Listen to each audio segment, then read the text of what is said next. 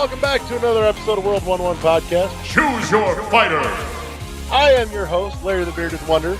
Joining me as always is Eddie, the brand new robot master from Mega Man 11, Black Man V. Wait, what? They already have one that was called Oil Man on the PSP version. That cost. Oh no. Oh, fine. We'll improvise. It'll be Blackface Man. That was Oil Man. No, well, fine. You're just straight Black Man. You can't be Blackface Man and Black Man. It's one or the other. So one of them already exists, and you get to be the other. I can't be Suck neither. it up, Buttercup. I can't be neither. Hello, everybody. Sure you can. You are now. Deal with it. No, I refuse. And joining the crew for the first time, and theoretically on the ongoing basis, Dylan, currently the village drunk, Roberts. Hi. Yeah, a little drunk, a little happy. I mean, nothing wrong with that, right? No, it's a good way to do this shit. You'll fit right in with this fucking train wreck. So before we get into the usual bullshit of what everybody's been playing, let's fill in the blank here. Dylan, tell everybody about you a little bit. Well, I mean, I guess I'm kind of a jack of all trades. I mean, I do a little bit of everything. I play a lot of everything. I mean, I own Xbox, Nintendo, PlayStation, PC. I play whatever kind of just hits home with me. I'm more of an RPG guy, but I like a little bit of multiplayer first-person shooters, just whatever kind of strikes an interest. I've done a couple of podcasts in the past, and, I just like talking, chilling, drinking, and playing games.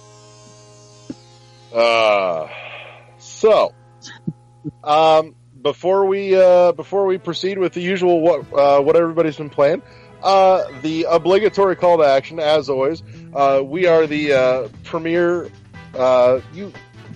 source of your entertainment, because if you listen to us, you clearly don't have anything better to listen to. And you can, as always, find us at our home on shoutengine.com, iTunes, Google Play Music, Facebook, Twitter, Twitch, and most anywhere else. That being said, let's dive into it. Let's start with der new guy, Drinky McDrinkerpants. Dylan, the fuck have you been playing?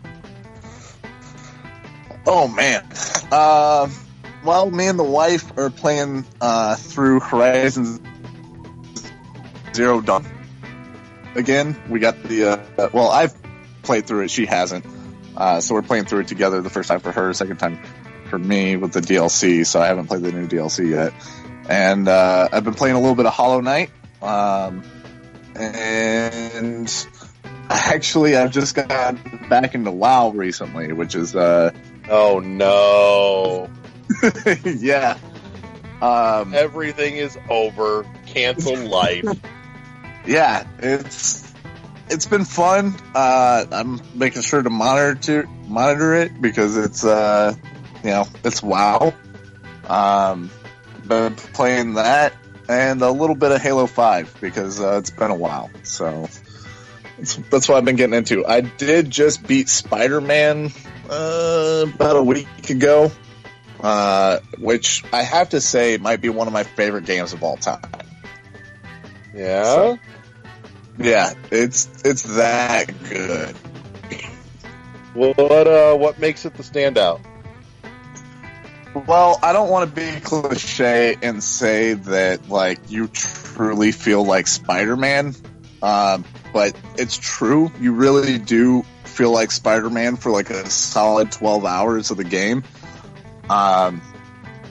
There's just so much to that world. It's very live and beautiful, and it just... nothing gets boring. Nothing gets old. Like, even the repetitive shit that you do in the game is consistently, like, interesting. It's never, like, dull. It never feels like a fucking slog. Right. It's never a grind. Like, even, like, I'm trying to 100% that game because I like it so much. And there's never been a point while playing it where I'm like, I gotta go beat up some bad guys again or whatever. It's very fluid.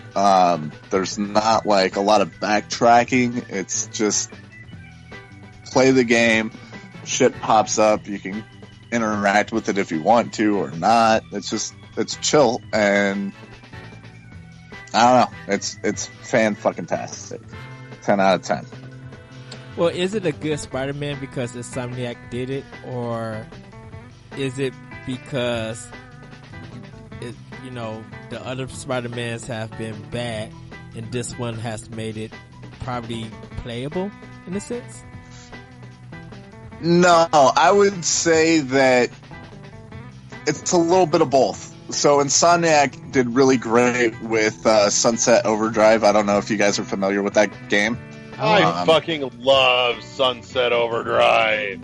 All right, so Sunset Overdrive was amazing. And they had one of those it's a very fluid type of game, and Insomniac, overseeing that. And the last good PlayStation, I guess the last good Spider-Man game was probably Spider-Man 2, which was pretty damn good at the time. And I feel like Insomniac kind of took what they learned from Sunset Overdrive and took like a little piece here and there from Spider-Man 2, and then borrowed quite a bit from the current Marvel Cinematic Universe and blended it into this just fucking gorgeous, amazing, like, blend of ecstasy of a Spider-Man game. Okay. Eddie, correct me if I'm wrong, but up to this point, you still haven't cracked Spider-Man open yet, have you? I haven't brought it yet. Okay. Yeah. That's what I thought last we talked. Yeah, I was planning on getting it, but I decided to go with Shadow of the Tomb Raider over Spider-Man. That's a mistake. Well, I plan on getting a Spider-Man, but I like Insomniac. I love their games and stuff. It is my next PlayStation exclusive, but I've been looking more forward to Tomb Raider, Shadow of the Tomb Raider, because the reboot series has been like phenomenal and as good. And don't get me wrong, like I said, I love Insomniac, but when it comes to the Tomb Raider series, if that's getting a release with other big titles, Tomb Raider is going to come first because I enjoyed the first and the second game. Okay. So that's why I chose it. And plus, it seems that the game feels short, but everybody said that it's not, because everybody was just like, I already beat the game, I 100% it, and it's like, okay, they 100% on their first playthrough. So I'm just like, okay, then if Spider-Man is going to feels like that short of a time, and people beat it within a week, then I could wait till I finish Shadow of the Tomb Raider to get it. So I feel that. Well, I feel like every Tomb Raider game, like the first Tomb Raider was amazing, because it was such a departure from the series. It still had very quintessential Tomb Raider like vibes. Yeah. But it wasn't, the big titty, double gun blasts and front flips of PS1 days. It was an origin tale, and it was very good. And then I played 2, and it was still good, but it missed that. To me, it missed the mark of recapturing the first iteration. And then I feel like 3 is just going to be another reiteration of the same, much like Far Cry did. Coming from 2 to 3, and then from 3 to 4, and then 4 to 5. Actually, going from Rise to Shadow is a big departure. They both feel like two different games. I think Rise is better than Shadow. Rise is an improvement from the regular one, but Shadow is huge. Shadow is going to probably take you about 40 hours to beat plus if you're trying to get everything. Because some of the stuff that they did in the first two games, they still do it somewhat, but they don't show you kind of, if like when you're trying to counterattack, how a circle will come in and like I'm playing it on Xbox One, so a circle will come in and they'd be like hit Y. Well, it doesn't do that because a lot of the AI is smart. They'll dodge your attack and then they'll try to hit you, and then they'll hit you if you don't roll out. The guns are more effective in this game. Like covering yourself up with blood and doing stealth kills feel really, really good.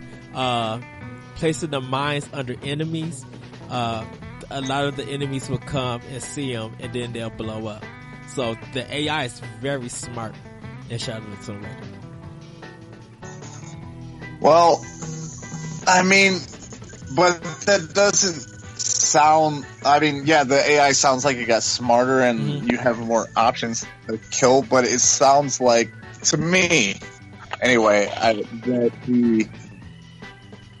the gameplay and the story arc of Tomb Raider kind of stays the same. Like, the greatest thing about the first one, and I'm a narrative-driven player. Like, I like games that have really good narrative. Is that it was a huge departure from the original Tomb Raider, right? Yeah. And then the second one kind of was more or less the same. You were hunting down, your dad's killers, and then there was the people, and it was all right, but it just seems like more of the same from the third one, except for, hey, you've got new ways to kill people and new ways to be stealth. No, it's very different for this one. Like, okay. They're very aggressive and very smart, and so with you moving around and using different weapons, and like the gameplay is still there, it feels familiar, but you're going to be using a lot of your arsenal in this game. So there's a good balance on how you get through fights and stuff. Compared to where on the first one, you pretty much could almost maybe move to one or two places, stay there, attack from far behind, and then you'll finish the fight. And not this one. You really have to like really move around in this game, and you have to be smart about it. And it's really good. Like getting the enemies feels very refined in this game. And speaking of it, and as the story goes, it's a pretty good story. It's a really decent story. It's nothing too big or grand or anything, but you kind of understand why Laura is in the setting and the story is placed there. So, it's memorable, but yeah. Yeah, that brings me back to Spider-Man for a second. I forgot to say something. Like, not only do you feel like Spider-Man when you play it, you also very much feel like Peter Parker in that game are very well written, I guess I should say. If you're a fan of Spider-Man, which I am, and then everybody likes to associate with those that combat style with Arkham. Yeah, Arkham Asylum, Batman. But if anybody remembers playing the PlayStation 2, I think it was maybe it was PlayStation. No, it was PlayStation 2. Spider-Man 2. No, PlayStation 3. I don't know. I'm drunk. Whatever console PlayStation 2 came on, not PlayStation 2, Spider-Man 2 came on. PS2, GameCube, and Xbox. Yeah. So I was right. The context buttons with the dodging and the combos and everything was already in that game. I just feel like they were built, better in the Spider-Man version. I don't think everything has to borrow. Just because something has a great combat system doesn't necessarily mean it takes from Arkham Asylum. Although Arkham Asylum's combat system was amazing. I just feel like the stepping stones were already there in the Spider-Man game. That's all I'll say about that. Okay. So Eddie, Yes. the fuck have you been playing? So I'm gonna start with the 3DS. Started playing Yokai Watch 2, Fleshy Spirits. Just decided, while I was on break at work, hook it up, charge it up, and start playing it. Got hooked back in. Having real fun with that game, trying to get through it. Really enjoying that.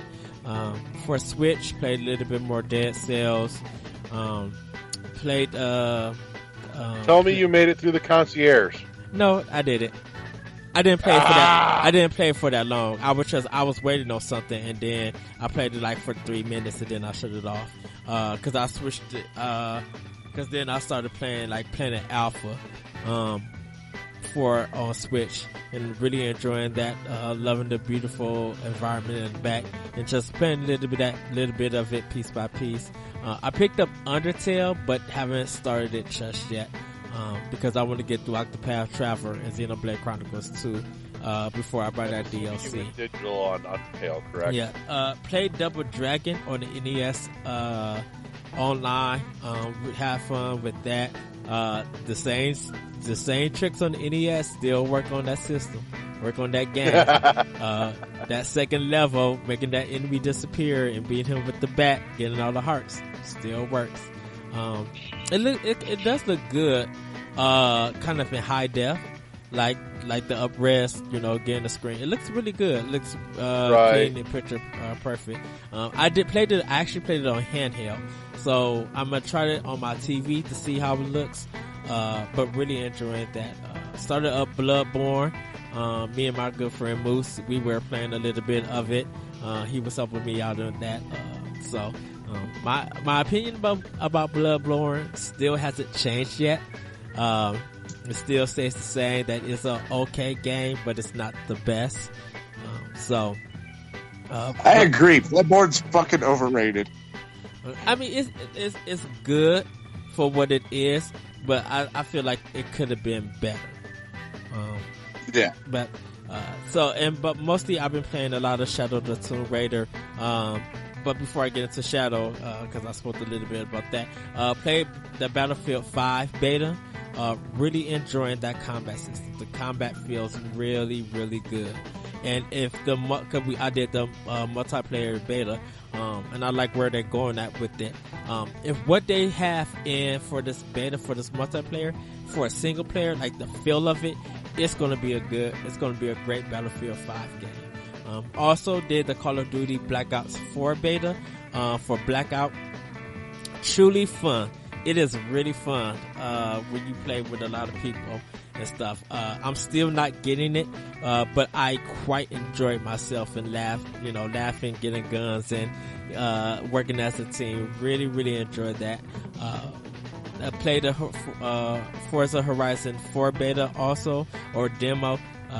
Looks really, really good. And if you own a 4K TV and you own an Xbox One X, this is a must-have.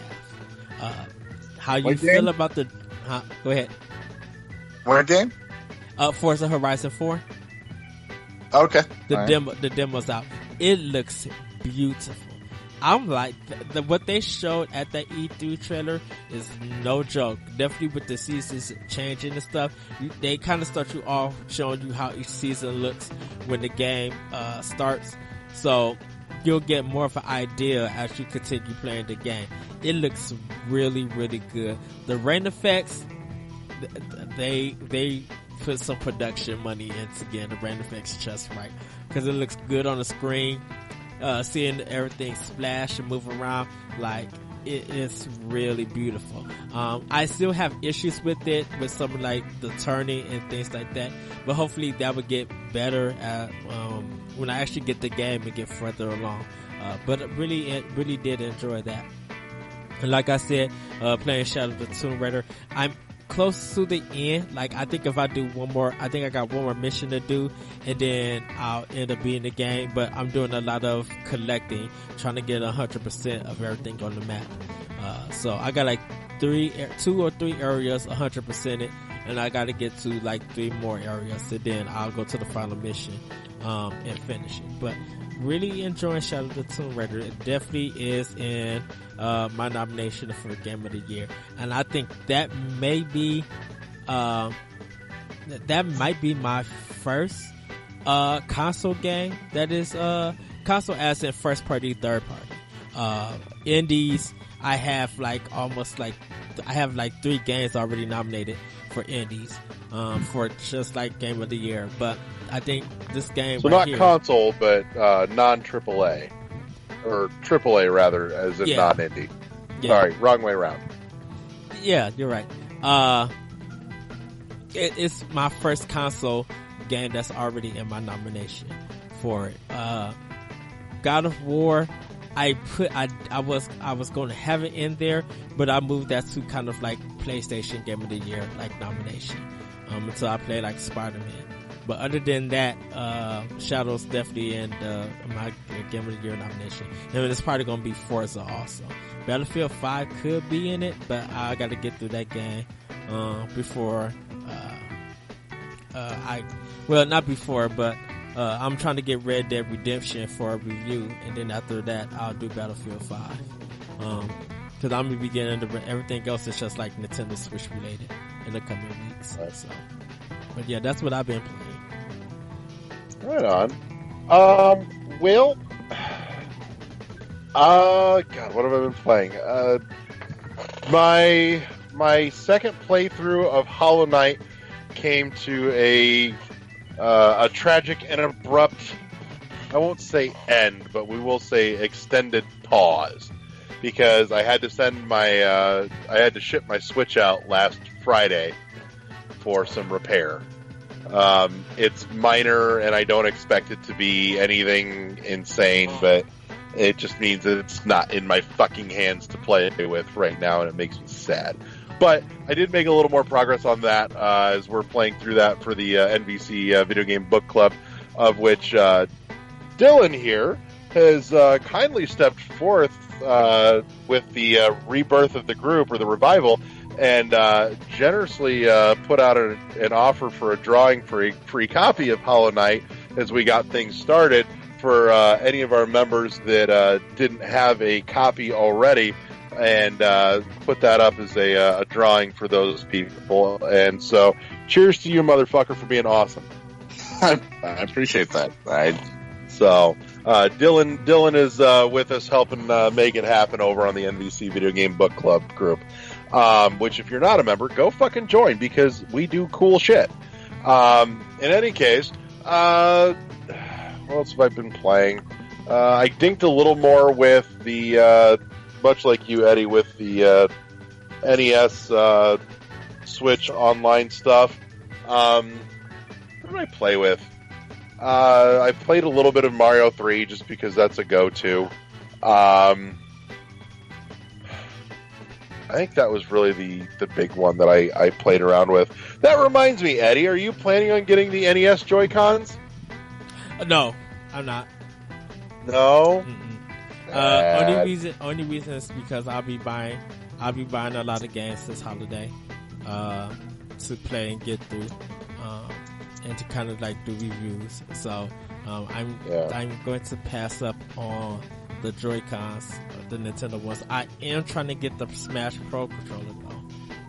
But okay, yeah, we'll talk a little bit about that here after your break. But yeah, what else? I was actually playing with a little bit of Split Second again, since I didn't have my Switch for the last almost week now. So I still love Split Second, but before you go, last thing I forgot to mention, I played Puyo Puyo Tetris. Yes! I playing the story. I'm doing the story mode, trying to get through it, and really enjoying it. So forgot to mention that. Yeah, I popped it in, and I was just like, "Yep, I'm 30 minutes in, still enjoying this game." I'm not gonna lie. I really, really didn't do anything with the story mode, and I'm a little sad I didn't, because that whole game is so thoroughly batshit Japanese. I can only imagine the insanity just from the glimpses I got from playing multiplayer with you back when that shit first came out. Yeah. So, but, happy memories. So, anyways, but yeah, so I've been going back to Split Second a little bit, and while I still really love it, I honestly, I don't remember if I've talked about this or not, but upon further inspection, the collision, not necessarily detection, but the collision determination as to whether or not you it qualifies as just like bumping into a wall or full on wrecking is fucking bullshit. It's hot garbage. So, with that being said, I still have fun with it. It's just good, dumb fun. That's tragically most of what I've been playing game-wise, but I did take some IRL time, and I played up, or I played to my collector's bug a little bit too, because I made a trip to GameFlop today for a couple of other things to deal with, and I was happy to discover, because we talked about it a week or two ago, the awesome Power A Switch Pro controller, officially licensed chromed out Metroid controller. But what I did not know is that they did another one. Black on black pattern, orange chrome D-pad, sick S insignia right there on the top there. It seems that the new default insignia for the series that they're going with is the one that came out of Samus Returns, with the half circle sectioned off on it, which I'm not sad about, honestly. I like the logo; it's a good look, it's clean, it's sharp. But this one has the black on black patterning on the top side, and the back is an all matte orange. So it really has that Metroid Prime Phazon suit look to it, which makes me really happy. So this one, again, just like my Chrome one, is going on the shelf on display because it's so pretty. But yeah, that's nice. Oh, it's disgustingly awesome. So, and I managed to, I remembered I had some rewards points, so I cashed in some certificates and got it for $5. Yeah! Hell. Nice. So, but yeah, that's, that was my big happy find for the day. Yeah, that's most of what I've been playing, truth be told. So, let's see here. Yeah. I can't think of anything else. I know we got some new stuff to get to. So with that being said, this is where we say break, and we're back. So this is the back half of the show where we do one of two things. We either deep dive, or we do what we're going to do this week, and we're going to head on over to the news desk.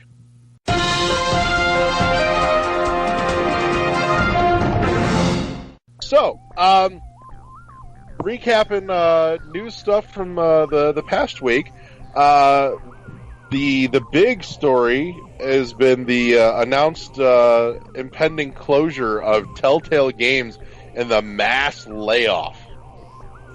So, the nuts and bolts here is that Telltale released a press release saying that they were preparing for a full-on shutdown, and that we would be seeing for certain the episode 2 of the final season of The Walking Dead, with no guarantees of even the rest of the season, though it sounds like that may be on the table still, but that all other pending projects have been canceled, and they've let go basically everybody except for enough of the skeleton crew to wrap up at least for sure this this next episode of Walking Dead, which is monstrous, just in scope of what's happening here. Additionally, a more recent update that came about either yesterday or today, that Telltale may be facing a class action lawsuit for violation of labor laws. Labor law, yeah. So the Reader's Digest version here is that anytime a company in, what is it, California, I think it is looking at a layoff like this, that the employees need to be given it's like 30 to 60 day warning that it's coming as a heads up, to which Telltale did not. And so they may have just sent themselves right up shit creek without a paddle. Compound that with the bullshit move that none of them are seeing severance either. Yeah. So, but on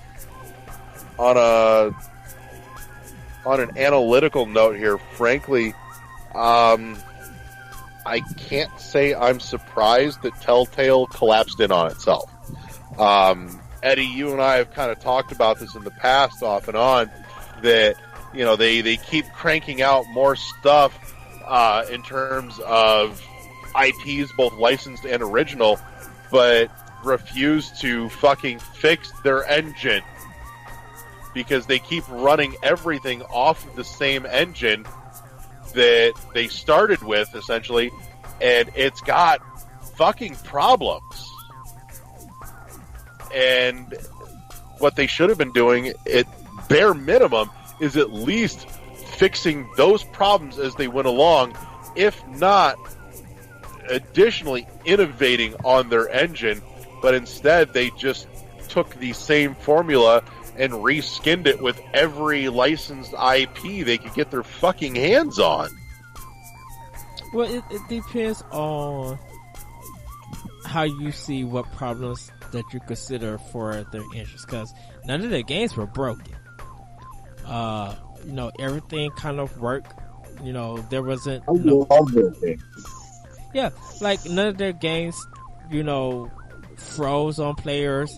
Everything played out the way they was kind of supposed to play. So they had polish. So I kind of wonder, is it like button presses button presses not registering, voice, the voice acting is good, it's going through, but the lips are not matching up to it. Like, I kind of wonder what the problems with their engine was. Well, I can tell you from experience, there were plenty of frame issues that, for the kind of game that they were producing, there should never, ever be a frame rate issue with that kind of game. Oh, with it stuttering. The thing is, like, so I've played every Telltale game to date, except for the just released, Walking Dead. I'm a big fan of theirs. I like the way that narrative, storytelling gameplay, just like Detroit Become Human. Like, they're different, but they're in the same vein, in my opinion. The idea,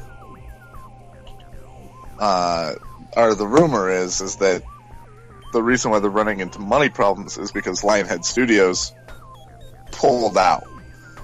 They were supposed to renegotiate their contract, and Lionhead Studios, if you guys are familiar, kind of bankrolled them to start.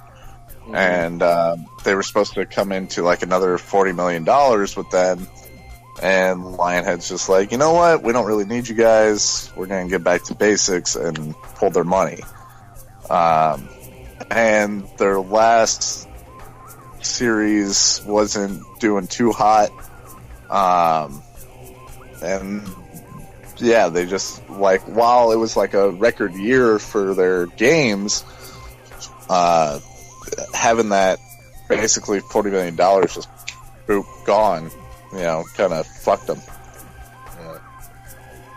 And my issue with them now is that, they might get bankrolled for the last 2 episodes for Walking Dead, but they're still not going to pay their employees. And I would rather them take that money and, like, put out the best they can with that Walking Dead and pay severance to their employees. Like, those dudes, busted their ass.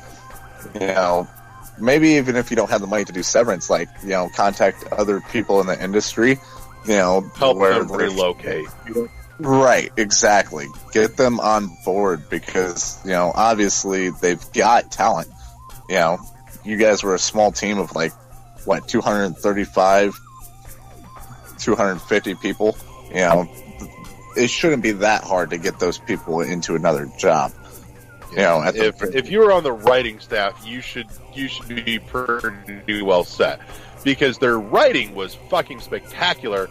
It's just they lost it in the fact that the formula never evolved. Yeah, I mean that's fair. Yeah, but then if you look at it, is the adventure game episodic style not there anymore for any gamer? And because definitely for people who are now big about narrative and about games, Telltale has been good at doing narrative. So why haven't hardcore gamers, been picking up a lot of adventure games if they're all about narratives? Don't get me wrong. I mean, Telltale was doing fairly well. It was doing fairly well, but this is my thing. I see that because everybody said that God of War's narrative and presentation was just phenomenal, and no one else has done it better narrative wise. And it's just like, well, Telltale and other companies have been telling a lot of narratives, but you as a hardcore person have not picked up those games and supported Telltale in the way that they seem to should have been supported if you want to talk about narrative alone. And I'm not saying that what they did was right with their employees, because it wasn't, but it's one of those things that Telltale is good at what they do when it comes to story. So if you are big into like Telltale games and narrative, you should be like supporting that as a gamer. And I guess it's just like that support is not there anymore. So when did that support like go away? Because adventure games used to be big. Phoenix Wright is still making money for Capcom. It's still a big game to a lot of players on the 3DS. Yeah. Why is that? Which that raises another question I want to get back to in a minute, but I mean, we've talked about it. I have a hard on for old school adventure. We had on, a while back now, the fine folks from Presto Studios that did the legendary Journeyman Project series, as well as they had also dipped their toes into the Mistwell and did Myst 3 Exile. But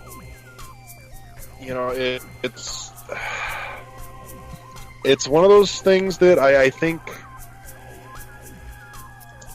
with as big of a shift into console gaming, that narrative driven adventure games like that, and that's another thing too, is that the genre of adventure games underwent a fundamental transformation somewhere along the line, where it went from the old school point and click puzzle stuff, in the vein of Myst and the like, to, and I would venture to say, and I'd have to fact check it, but my gut tells me that that change really came about with the likes of Telltale, where they changed it into stripping out that puzzle element and replacing it with narrative and choice-driven mechanics instead. And granted, I think some of that's just a change in the times. We're lucky that occasionally, one of those old school point and clicks still comes around. We got the fair to good Armacrog on the Wii U and the PC. Couple years back. There's a few others that crop up here and there, but Machinarium, which just recently got announced, is coming to Switch as well, which, oh my god, I'm so excited. But you got that, what's the Twin Peaks like indie game? 2D that came to Switch? With the guy and the girl. It's like a Sprite 8-bit one. I'm drawing a blank now. Fuck. God damn it. Now I know it's, Thimbleweed Park. Yeah. Yeah. And I will say, I think Thimbleweed probably is the closest balance, between the genre's original form and its present day form, because there is a lot of dialogue to make that story work, but there's also a fair bit of puzzle solving. And frankly, again, I think Thimbleweed did an amazing job of correcting a lot of the pitfalls of the genre's original self, by way of making it so that none of the puzzles were so insanely obtuse, like a lot of the old school point and clicks used to be. And I applaud them to no end for that fact. But that's, I don't know. That being said, there is still one bastion of episodic narrative adventure genre games still coming by way of Square Enix, to which we have the Life is Strange series still going. And I dare say that I think the genre is in better hands now going forward with Square Enix and the Life is Strange series than it would have been had Telltale continued on. Because Square is, at least, you can see some changes and some evolution as they've been going along through the Life is Strange series.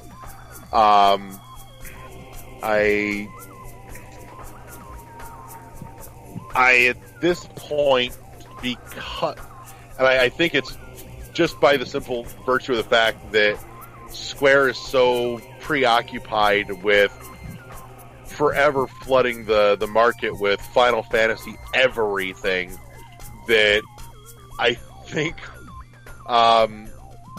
it will help strike the balance,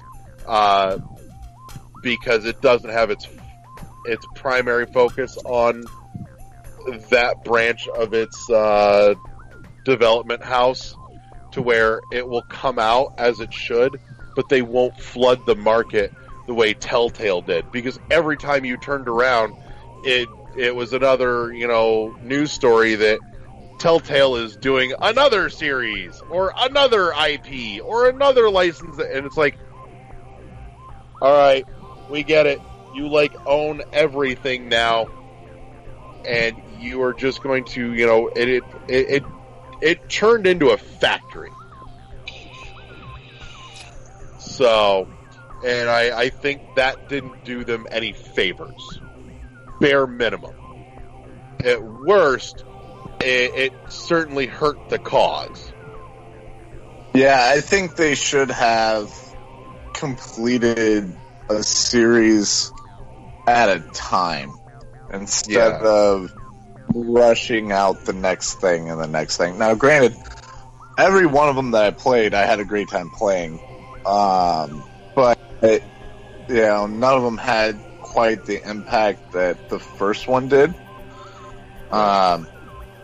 I say I play everyone. I lied. I haven't played the Minecraft one because I really don't fucking care. I like Minecraft, but I don't want to play a story-driven Minecraft game. The great thing about Minecraft is that I can do whatever the fuck I want, which is mostly build wood castles and try to destroy creepers. I mean, it's just a nothing game, which is great. Be honest, you just go around building 40-story tall penises. I mean, I would. That's a lot of materials to go 40 stories, but sure. Yeah, I mean, I definitely like Telltale. I'm going to be sad that they're gone because I'm never going to get the Borderlands second season or the Game of Thrones second season.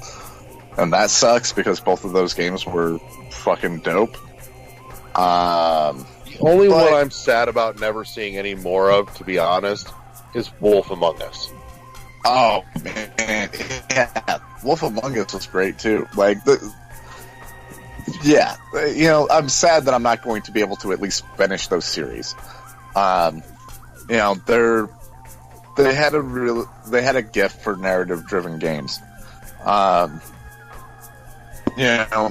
But there's a lot of good games out there, and unfortunately, when you push to have all these licenses, you kind of get lost in the sauce, so to speak. To this day, I still haven't yet to play a better game than Horizon Zero Dawn. Within recent history. I mean, there's better games in the past, but the last 4 or 5 years, Horizon Zero Dawn is the best game I've played. The game's fucking amazing. Everybody should play it. If you don't own a PlayStation, buy it so you can play it. It's dope. It's amazing. It's great, but there has been better. I respectfully disagree, sir. It's 2017 round 2. Fight. There literally has been better. I'm not saying that I disagree with you. I think Horizon is a great game for PlayStation 4. But if you play pretty much Uncharted, if you play Tomb Raider, you're pretty much getting Horizon. Don't in the open world. I disagree, dude. Uncharted and Tomb Raider are very similar, but Horizon's such a breath of fresh air into that genre. Horizon is Uncharted with Horizon, Uncharted 4 I should say, with Horizon is production value on the way that the game looks. But even though Horizon looks it looks orange and white when you get to the snow areas, that's pretty much all the areas. There's not a big cut up. When it comes to the gameplay, it feels a little bit like Tomb Raider due to the fact that your main attack is the bow. Whether you do a melee or shooting. The thing I think what stands out more for Horizon is how it deals with diversity. I don't think any of the gameplay or enemy combat is the greatest or anything. It's good for guerrilla games. Trust me. For them to go the combat of that game is its strong point. When you go, every combat scenario is different from the last, depending on what machine you're dealing with. It depends on how you handle it, depending on what your gear is. Because you pretty much can use the same tactics throughout the whole game. I'm not saying that Horizon is. I think Horizon is not a bad game. It's literally, to me personally, it tied up with Breath of the Wild for Game of the Year for 2017. And you gotta understand, it's jumped from Killzone to Horizon. That's a big jump, and that's a bonus more for Guerrilla Games, because now that put Guerrilla Games on the map. Don't forget, Killzone was kind of the laughing stock because they think it was going to be a Halo game, and it kind of wasn't. And for Guerrilla Games to make something like Horizon and knock it out the park like that, yeah, it's a great game. But I'm saying more as there's been better games at like that. Better games in the fact that it's tackling something new and different. You know, if I've put Breath to the Wild to the side, I think Hellblade is probably a better game than Horizon, due to the fact that Boy, we do now, not. let me tell you why. Let me tell you why. Due to the fact that Horizon's premise and gameplay has been done many a times. You probably could guess everything. Hold on. One game. Hold on. Okay. Hold on. All right. Hold on. But Hellblade has taken did a take on mental health, and there's never been a developer who would take on something like that, like mental health, build a story around it. I mean, it looks beautiful on Xbox One. They actually brought something to the table that a lot of people can really talk about when it comes to mental health. You have never done that in video games. Still to this very day, you have done nothing like that in video games. Not saying that Horizon doesn't have nothing to talk about. Like I said, Horizon has jumped on diversity as the theme to talk about. If you look at something that has never been done in video games for a long time or even at all, Hellblade and Horizon are two games that really stand out. It's just that Hellblade has more of a deeper issue to talk about and showcase. And Horizon, if you get past the graphics and the gameplay, if you look at the diversity and how it's handled in that game, it has a discussion there too. It's just that Hellblade stands out more because it's a deeper issue. Definitely when you see people who's talking about anxiety, depression, even though Hellblade doesn't deal with that, but it's just talking about mental health in general, Hellblade has a better discussion in it. And so when you're going through that journey, you kind of understand some of the little things, putting your headphones on and hearing different voices and stuff, talking to you and stuff. Like, what game has done that? No other game has done that before. And so that's why I think Hellblade stands out a little bit more than Horizon. Now, not saying that you're wrong. It is for you. Horizon is the best game to you. It's the best game to a lot of people that they have played. But I would. Oh, go ahead.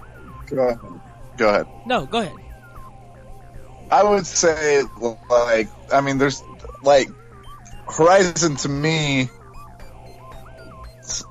the whole package. It's got a couple of Ubisoft's tropes in which, you gotta climb the tower, so to speak, and to get the map and stuff like that. But they breathe such a, like I said, a fresh air into that, where I will say this: the most negative thing about Horizon is the human enemies. They're trash. They're garbage. They're no challenge. It's dumb. But the whole game's basis of the mechanical combat against all these diverse, different enemies is amazing. And then the story itself, and not to mention AI, talking about the precautions of AI and stuff like that, which I have my own conspiracy theories about AI, but that's a different topic for a different day. But as far as Hellblade, it's a good game, but I feel mental health is has been covered a lot in the recent sphere of games. Celeste, had a heavy depression theme. Right, depression, anxiety theme. But to realize that Hellblade came out before Celeste. Right. Undertale's got underlying themes of that. I'm just saying, like, that role has been pushed lately, and I've got nothing against it. It's it's nice to see games addressing things that people don't necessarily want to look at in their daily lives. There's, especially in the United States, there's a huge stigma against mental health. Yeah. Everybody wants to believe that, that kind of thing is a choice, and everybody's just playing victim and stuff like that. And it's nice to see games kind of leaning into into the discussion. Right, yeah, saying like, hey, this isn't necessarily everything that it seems. And it's cool because, there's a lot, stereotypically, there's a lot of people that play games, that are kind of the mindset that, like, these people are victims, or they're just feeding into that kind of frenzy, and I like when a game kind of forces you to look at things from different perspectives. Yeah. So I'm not saying that, there's anything wrong with that. I'm just saying, like, I feel like you're cutting,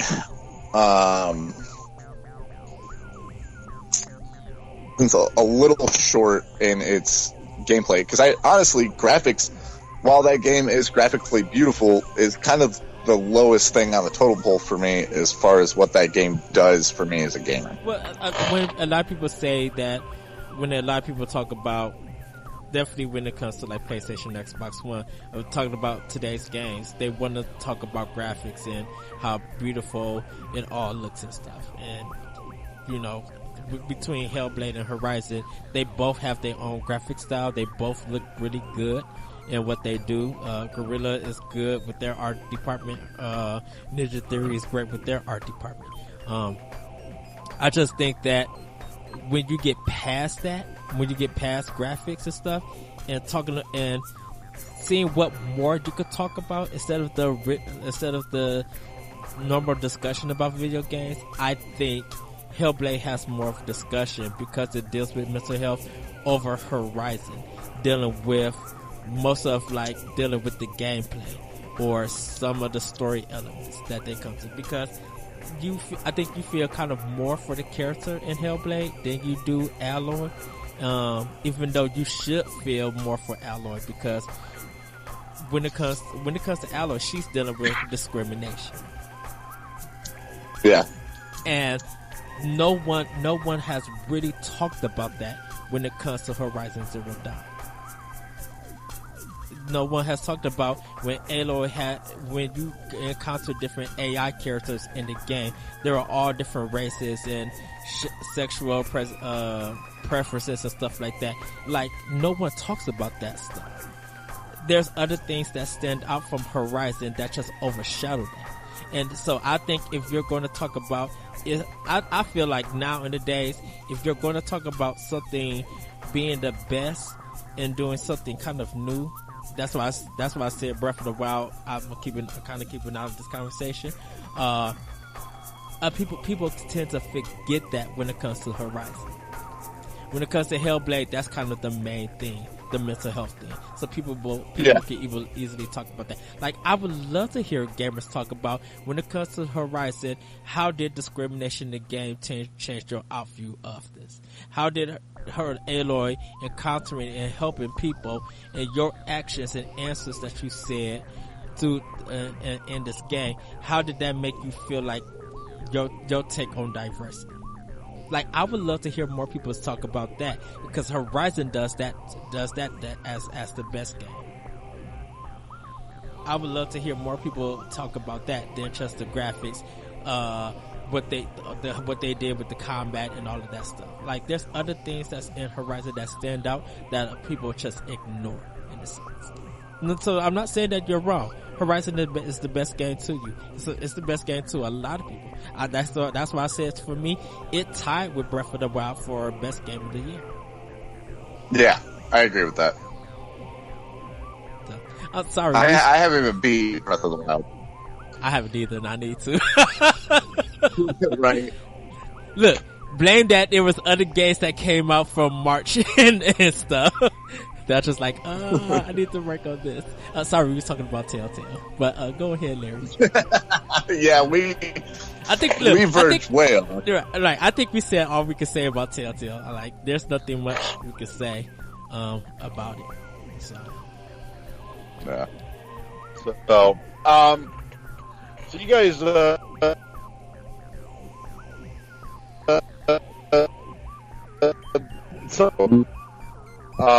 you guys brought up in that conversation a little bit about Undertale. I have not gotten to play Undertale yet myself. However, that's a perfect segue into our next story as to why I haven't gotten to play Undertale. I got an email in my inbox this morning from Fangamer, who is handling the collector's edition of the physical release of Undertale across multiple platforms. And the email basically said that we gave you a heads up like a week ago that we've run into some issues with production on these due to a manufacturer issue, and the shipment got delayed by like a week or so. Well, the latest update said that they're still having some issues with a final piece, and so what's happened is that they've contracted another manufacturer to at least put together something temporary to ship the games out the door like yesterday kind of thing, and that once the originally intended slipcases is what's in question here. Once the originally intended slipcases are manufactured, those are also going to be shipped out to everyone that ordered it free of charge to replace the temporary slip covers that they are going to be shipping with here real quick. But Fangamer also stepped up their customer service game for everyone that ordered the collector's edition of Undertale from them, and said, on top of that, because this is an out of our hands screw up, but you put your faith in us and we let you down, here's an extra $10 off your next order from us too. Nice. I'm like, fucking classy. That's how you do shit. So, big ups to Fangamer. On top of that, it totally had me browsing their site for the next thing I'm gonna buy from them, and I am totally eyeballing that Pure Vessel Hollow Knight shirt, because that thing is fucking sick. But in any case, so I mean, there's not much to dig into there, but it's a story that has at least something of a happy ending, if not at least a classy ending. And we don't fucking get enough of that shit. So it deserves to be talked about. I didn't even know they even had that problem.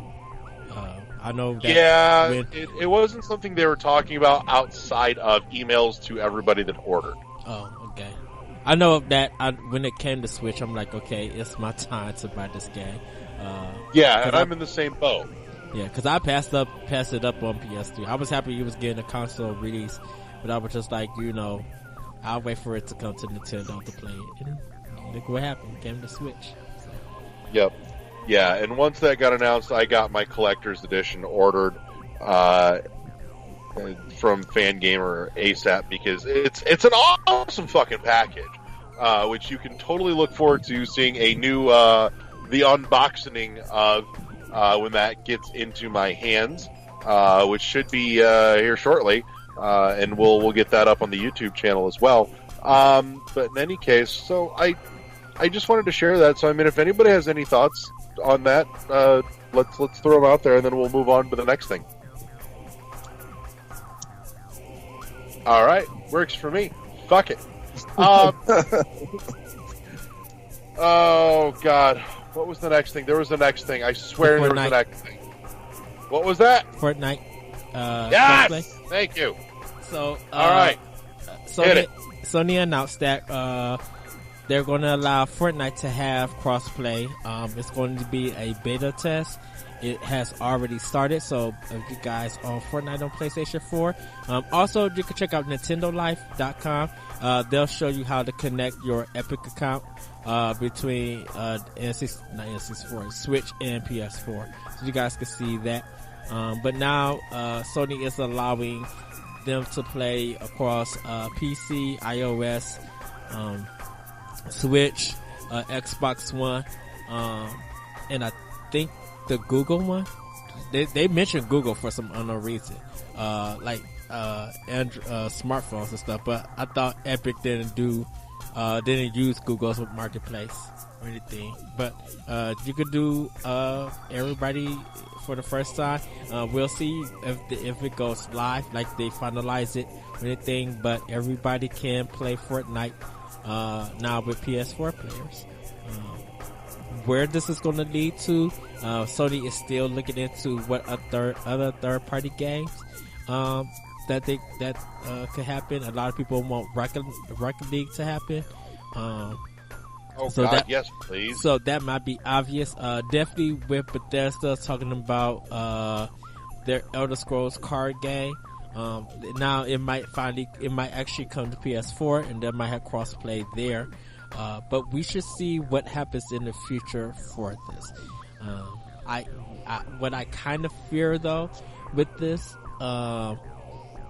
if Sony, I don't know if Sony's handling the crossplay, but if developers are including the crossplay, we shall see if like the Black Ops or the Battlefield 5s of EA and Activision will allow it too, because they could be charging you for a crossplay if they wanted to.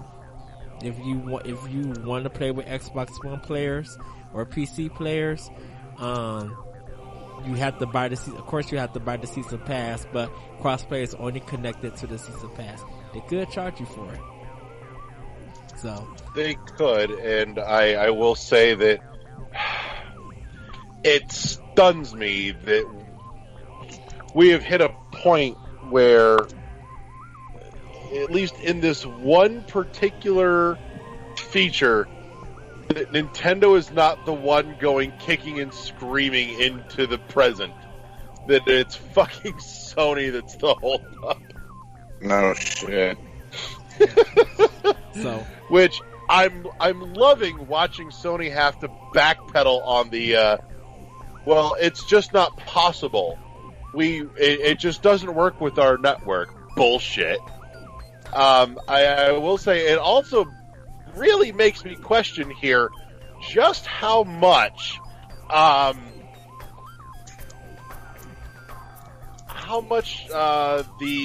the pressure from not Ubisoft, Bethesda, had to do with it. Because I'll be honest, I mean, we've talked about this. Frankly, I think that was like the weakest thing that Bethesda could do in this regard, and still be able to say, "Hey guys, we're working for you. Well, we're fighting the man." This is the problem that I kind of have with this, and I'm happy for PlayStation 4 owners. I'm a PS4 owner also. I'm happy that crossplay is there. Okay, with Bethesda, why can't you still do the mod thing like Xbox One? Why haven't Sony allowed a lot of that to happen? Why hasn't changing your name on PlayStation Network happened yet? Like, are they saving that for the PlayStation experience, or is crossplay just good enough to satisfy PlayStation owners, and everything else doesn't matter? Because I mean, people were happy. They're like, "Yay, finally!" And then everybody moved on with their day. You know, Sony to me is in a position that they're not getting the Nintendo love. Like, you could announce something for a Switch right now, and the whole internet would be buzzing about it. Heck, everybody's talking about Bowsette and doing fan art and stuff, and that's still trendy. Oh, Fortnite crossplay got announced for PlayStation. That's At all. least we're not talking about Toad anymore. Yeah, but it moved on to something else. It's still something less horrific than the Toad ordeal. Yeah, but people are still putting out fan art and stuff like that. I mean, they're still talking about Nintendo, not in a good way in a sense, but Sony should have kind of got that same recognition. So, I mean, yeah, they're doing great. PlayStation Now, people now can download their games. This crossplay with Fortnite is good, but Sony needs to push a little bit more to get more PlayStation owners excited, because when crossplay has finally come to your system and everybody just feel like, okay, cool, yay, and moved about their day, that's the problem. Yeah. So I don't know. We'll see how long this placates the PS4 audience. But my gut tells me is that inevitably we will be back to, the hey, where's the rest of our fucking features thing that, has been going on for some time with Sony and their online. I want to see what the jump of player is going to be. They're at 78 million, so I wonder, now that they added the crossplay with PlayStation, I wonder what the numbers are going to jump up to. Yeah. I hope that they get positive feedback on it and they continue the trend of cross-platform. The problem is that there's no benefit to Sony to do cross-platform. The less they, I guess, cooperate with other systems, kind of the better for them, because as much of a dick move as it is, at the end of the day, people want to play with their friends. And if all your friends are playing on PlayStation, you're probably at some point going to end up getting a PlayStation so you can play with them. So it's pushing console sales, it's pushing PlayStation Online. You're building an ecosystem that's exclusive to you. Yeah. And, well, sometimes you kind of want to challenge your skill against different opponents. And if you're allowed the option to play on whatever system that you play on, because even though you want to play with your friends on PlayStation 4 and you got to get a PlayStation, that controller might not be feeling good on your hands. Where an Xbox controller or a Nintendo Switch Pro controller, that might be actually comfortable from when you are playing the game, where that you could do the most.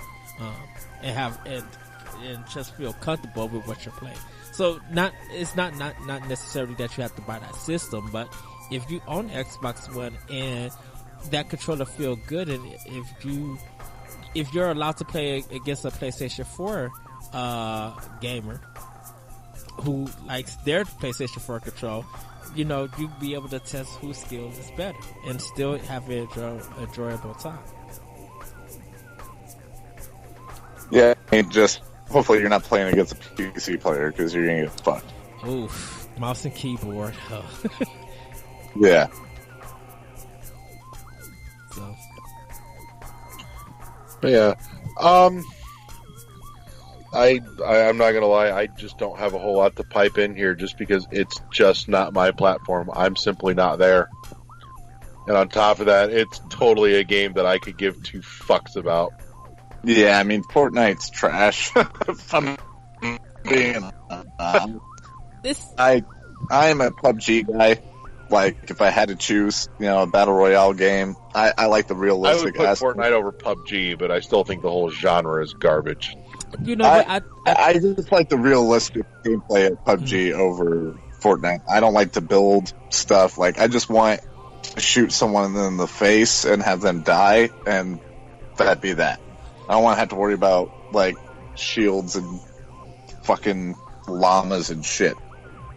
Well, I think once Blackout comes, and then whatever Battlefield 5 Battle Royale comes, I think what those 4 games are going to kind of have their own set of players, and it's just going to be like whatever you enjoy from each game or you prefer, that's where you're going to go and play. So, I mean, you can still be happy for the future and the game not have to be for you.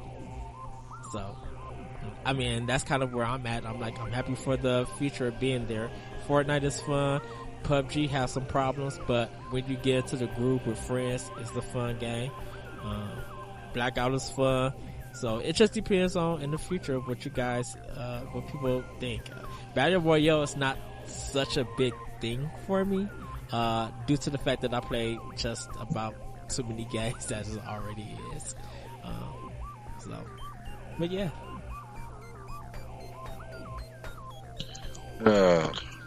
Well, is there anything else we want to hit on before we close out for the night? Just 2 quick things. Anyone who has the Nintendo Online, if your subscription run out, you will have 180 days to kind of renew it to get you back to keep your cloud saves. If you do not do it, don't forget it's only $20 a year. If you don't do it, you'll lose all your data. You lose all that data, but Nintendo will hold it up for 3 whole months. No, 3 whole months? No, 6 months. They'll hold your cloud save, so you guys can do that, which is nice. And also, I know we talked about The Walking Dead, but the final season has been purged from digital stores, so you guys cannot buy that game. And Castlevania is coming to PS4. It's a collection, Castlevania Requiem. It's going to be Rondo of Blood and Castlevania Symphony of the Night. So it was rumored that it got rated in Taiwan or something like that, but they officially announced it today. So you guys can check that out when it's released. Dylan, any last thoughts? Anything you want to touch on before we go? Touching me, touching you, touching each other. No, let's be honest. All we're really doing is touching ourselves around here. I mean, for sure, all the time. But no, I think we covered a good scope. I mean, there's a couple of good games in the works. I mean, Red Dead's coming out soon. Something is about that rumor that it's 100 gigabyte download. I mean, dude, that game could be a terabyte, and I would find a way to play it. All right, like I'm reserving my judgment. Yeah, that's my shit. You're talking about there's yeah. I'm looking forward to whatever's coming out the rest of the year, but for the most part, Red Dead's coming out. I'm excited about that, and then you got a couple of PC games like winter sales coming up for Steam, so that's gonna be sweet. Other than that, what about it? Have the new Steam thing started? Like the search, I think you could search or place what games could be shown to you to buy. I don't know, actually. I haven't looked at it. Because they haven't. I had actually had some intentions of sitting down and playing some stuff on Steam today, but all of that kind of went out the window because my whole day went fucking sideways. Because did they add the adults only section yet to it, or not? I don't know. I will probably look at that tomorrow and find out. Okay. So, I think that kind of brings everything to a close. So, Dylan, final thoughts? About what? Anything. Anything. Final thoughts for the night, for the week, till we reconvene again. You guys are assholes. I hate this podcast. I mean, there's just so much to hate, No, I had a good time. I'm looking forward to coming back next week. Hopefully, I don't work at 4 a.m. The week following, but we'll see. I look forward to popping in and chatting it up with you guys. It was fun. Awesome. Eddie, final thoughts? Everybody get ready. The first month of Cavalcade Games is almost over. October is going to be insane. So get your money together, before, we get a lot of great games coming and stuff. But yeah, be ready, because there's a lot of stuff coming. So that's my final thoughts. And it was having a good discussion with you, Dylan. Having good discussion, I should say. Final thoughts and all the pimp your shit, and then we'll close this bitch down. Want to say, as always, thank you to everyone that's tuned in and put up with our shit for the last hour or so. A huge thank you and a big welcome to Dylan as he joins us going forward. Other than that, big shout out to Eddie for all the work he does recording and making this sound good before he sends it to me for me to polish up, so that we have something smooth and pretty to stick in your ear holes every week. Other than that, as always, you can catch us at our home on ShoutEngine.com, iTunes, Google Play Music. We appreciate the ratings and the reviews. Make sure you hit that subscribe button so that you don't miss a single episode of all of our bullshit. Other than that, you can always catch up with us and chat with us at any variety of places, including Facebook, Twitter, Twitch, YouTube. But yeah, that's it. In that case, everyone, say goodnight, Gracie. Good night, Gracie. And we'll see everybody. Dylan fucking gets the joke, Eddie. Jesus. I have to do the no more closing. And we'll see. Oh, goodness. Okay, that's not fair. That's right. It's because he's black man. No, I have to. Never mind. And we'll see. Oh, and we'll see everybody next time on World 101 Podcast. Got me messing it up. Bye, everybody. Good night. Good night. Peace.